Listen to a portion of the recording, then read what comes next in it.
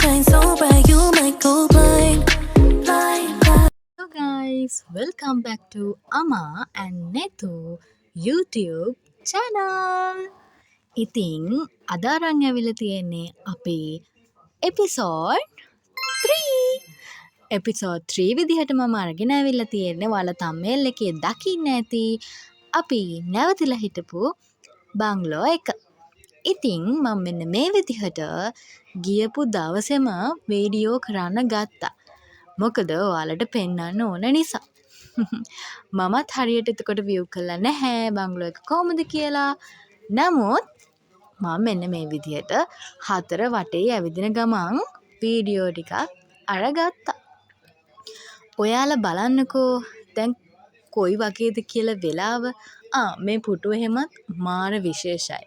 හොල්මන් පුටුවක් කියලා අපි රෑම එක එක විදිහට ඒකත් එක්ක කියන්නේ ෆොටෝස් ගැහුවා හොල්මනක් වගේ ඉඳගෙන. කොහොම හරි මෙන්න මේ ටයිම් එක රෑ 7ට වගේ කිට්ටුයි. අපි මහන්සි බලන්නෙත් නැතිව අපි ඉතින් මොකද කරේ කියලා තව ටිකකින් ඔයාලට බලන්න පුළුවන් වෙයි. මම මේ බංගලෝ එකේ චුට්ටක් එහෙ මෙහෙ ඇවිදින ගමන් දැන් මේ යන්නේ අපි කර කර හිටපු වැඩේ බලන්න. මම වීඩියෝ කරන්න ඕන නිසාම තමයි මෙතනින් ආවේ. මොකද ඔයාලා නිසා. නැත්නම් අපි බැඩ්මින්ටන් ප්ලේ කරන්න ගත්තා.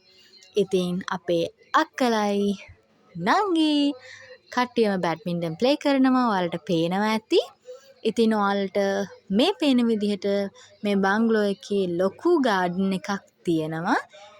අපේ මල්ලි චූටි අම්මයිත් ඉන්නවා.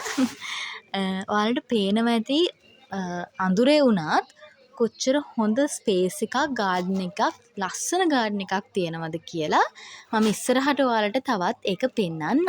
ඉතින් මේ ඉන්නේ මෙහි ඉන්න ලියෝ. මෙයා නම් හරිම ෂෝ. හරි ඔයාලා දැක්කේ රෑ view එක නිසා ඔන්න මං උදේම ඔයාලට බංගලෝ එකේ view එක පෙන්වන්න ඕන නිසා මෙන්න මේ ලස්සන වීඩියෝස් ටික අරගත්තා. ඔයාලා බලන්න වටපිටාවත් ලස්සනට කොච්චර ලස්සනට පෙන්න ලස්සන බංගලෝ එකක්ද කියලා මේක.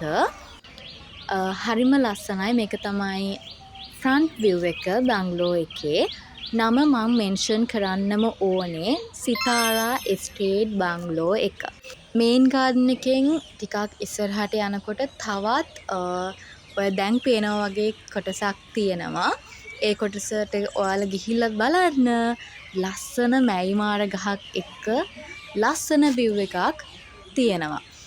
ඉතින් මම මේ බංගලෝ එක ගැන කතා කරොත් මගෙන් නිර්වචන අනවශ්‍යයි ඇත්තටම කිව්වොත්. මොකද 2017 දී මේ බංගලෝ එකට අවෝඩ් එකකුත් හම්බ වෙලා තියෙනවා.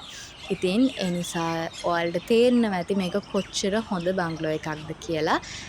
ඒ නිසා මට ඔයාලට බය නැතුව රෙකමන්ඩ් කරන්න පුළුවන්. ඔයාලගේ නිවාඩු පාඩුව වෙහෙස කර කියන්නේ ට්‍රිප් එකකට ගිහිල්ලා නවතින්න කියාපු තැනක් තමයි මේ බංගලෝ එක. හරි. එහෙනම් දැන් අපි යමු අපේ රූම් එක බලන්න.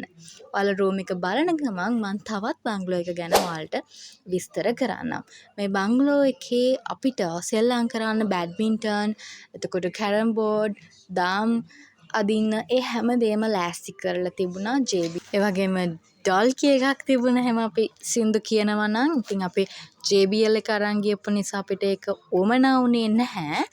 ඒ වගේම තමයි මෙතනදී කෑම ගැන කතා කරොත් අපි බඩු සහ හදන්න ඕන බඩු ටික සහ අපේ මෙනු එක දුන්නට පස්සේ යාලා රසම රස විදිහට අපිට ඕන ටයිම් එකට අපිට කෑම ටික බෙඩ් ටී එක හැම ඔක්කොම හදලා දෙනවා.